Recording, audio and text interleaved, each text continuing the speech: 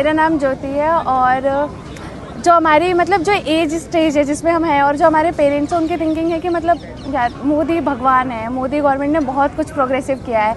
जब हम अपने पेरेंट्स से खुद ही मतलब पेरेंट्स से ही आर्ग्यूमेंट करना पड़ता है, फैमिली में ही उनसे करना पड़ता है कि नहीं पापा मम्मी ये सारी चीज़ें हैं कि हम जो चीज़ें देखते आ रहे हैं सुनते आ रहे हैं उनमें चेंजेस आ गए हैं, तो वो मानने को ही तैयार नहीं है। मतलब जो मीडिया है, मेन स्ट्रीम मीडिया है, 9 से 10 बजे वो लोग जॉब से आते हैं फिर देखते हैं पूरे दिन या तो हिंदू मुस्लिम, नहीं तो ये हो गया वो हो गया, और मोदी को एक फ्रेम कर दिया कि वो भगवान है।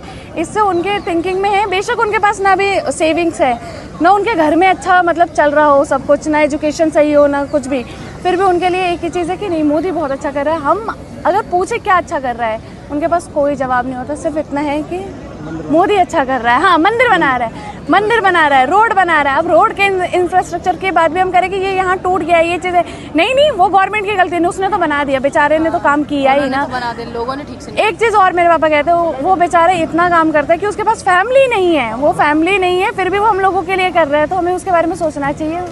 मतलब इस तरीके की आइडियोलॉजी है। तो पेरेंट्स से एक रिक्वेस्ट है कि आप लोग अगर वोट देते हो तो हम लोगों का सोच के दो कि हम लोग आगे आने वाली जनरेशन में सफ़र करेंगे आपके इस वोट से।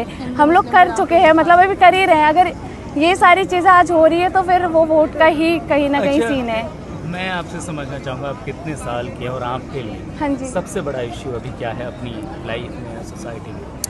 मैं 23 साल की हूँ और मेरी लाइफ का सबसे बड़ा इशू ये है, मेरी लाइफ का नहीं मुझे लग रहा है पूरी सोसाइटी का ही ये है कि हमें ना एक बहुत प्रोग्रेसिव एजुकेशन चाहिए जो हमारी मतलब सोसाइटी की थिंकिंग को आगे तक बहुत आगे बढ़ा सके। एज लाइक जैसे हम बाहर की कंट्रीज़ को देखते हैं कि वो आगे कितना बढ़ रही है, टेक में बढ़ रही है, सोसाइटी की चीज़ों में बढ़ रही है, और इवन बहुत सारी चीज़ें ऐसी है कि उन्होंने हम मतलब हमसे 10 गुना 20 गुना आगे हैं वो, तो हमें वैसी ही चीज़ें चाहिए और उसके लिए रिफॉर्म होना ज़रूरी है कि मतलब चीज़ें सही हो और फिर ये सारी जो हम चीज़ें चाह रहे हैं वो भी हो।